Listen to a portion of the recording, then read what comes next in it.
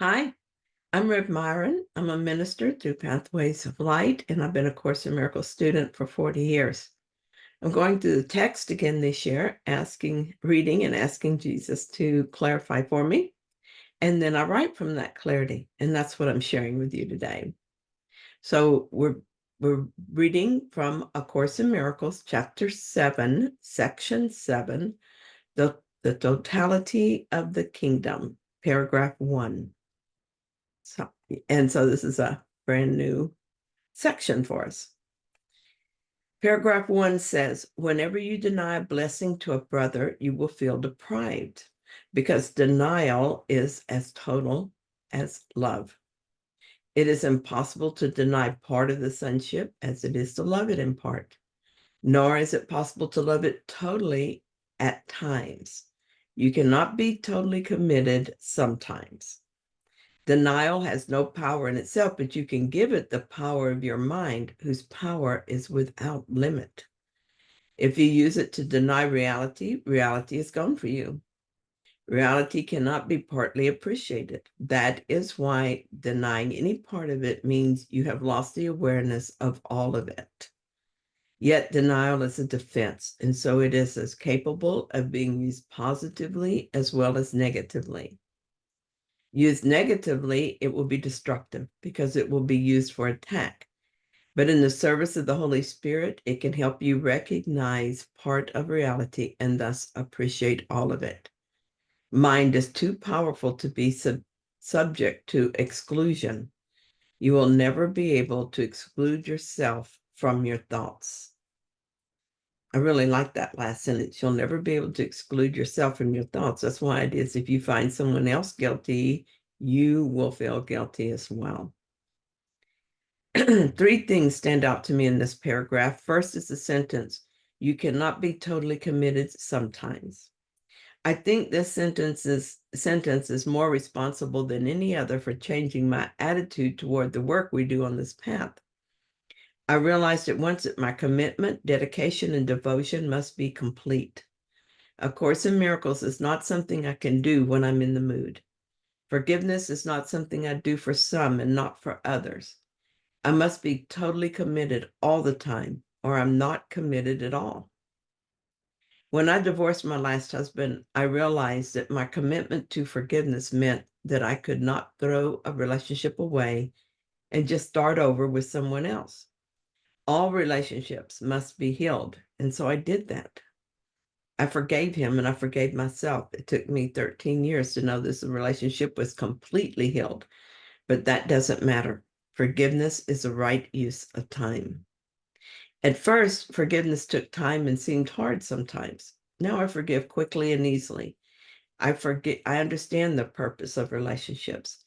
I know what I am to do with them.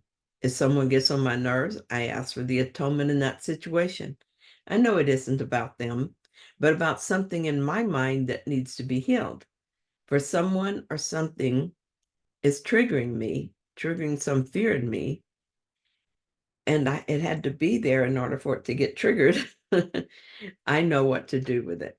I asked for the atonement in the situation, and I accepted the atonement. There might be action to take on for the story's sake, but the purpose is forgiveness. All guilt must be eradicated. If I experience guilt, that is, if I see myself as guilty or someone else is guilty, my purpose is to forgive it. And there are no exceptions. No one stands guilty and outside God. This is what I'm teaching myself. And through teaching guiltlessness, I'm learning that guilt has never existed except in my mind. It is a belief that I made real for myself through the power of my belief. As I learned to make no exceptions to forgiveness, I was being released from the belief in guilt. Every time I made an exception and believed that some action or thought was unforgivable, whether in myself or someone else, I reinforced the belief in guilt. This is why I became totally committed all the time. Otherwise, I would have spent my time dancing back and forth between belief and disbelief, getting nowhere. Fear is another false belief that I made very real for myself. My commitment was to block out So my commitment was to back out of that belief. I still feel fear sometimes, but much less so than before, and it will be undone. The Holy Spirit does this for me, but only with my permission. As I cling to some particular fear that feels more real to me than another, I keep fear itself in place. It doesn't matter what form the fear takes. It could be a fear of heights, a fear of poverty, or a fear of relationships. But it is just fear projected as a story in my life. And so they're all the same, and the solution is the same. I accept the atonement in each seemingly different problem. By accepting that the solution to each problem is the same, regardless of the form it takes, I teach myself that there is only one problem. I also teach myself that there is a solution and that I can and will accept the solution.